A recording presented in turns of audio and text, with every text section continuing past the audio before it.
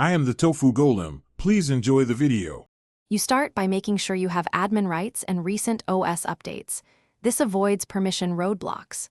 Next, connect and power the camera, then verify it shows in Device Manager or System Information.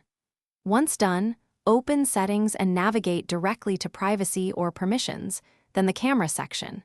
You're not just clicking, you're preparing the OS to accept changes safely. So don't skip verifying hardware presence or update status before changing permission toggles.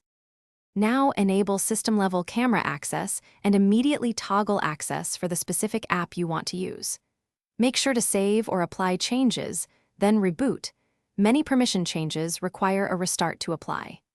If the app still can't see the camera, open Device Manager and update or roll back the camera driver, then reinstall the app while running as admin. These steps resolve most midstream failures because they fix driver app mismatches and ensure permissions propagate correctly across sessions.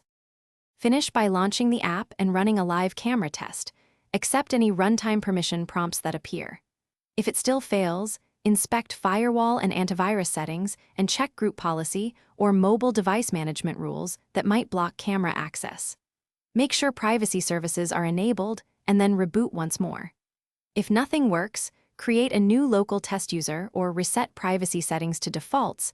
That isolates profile corruption. One key tip: boot into safe mode to see if a third-party service is interfering. Thanks for watching. Consider subscribing if we helped you today.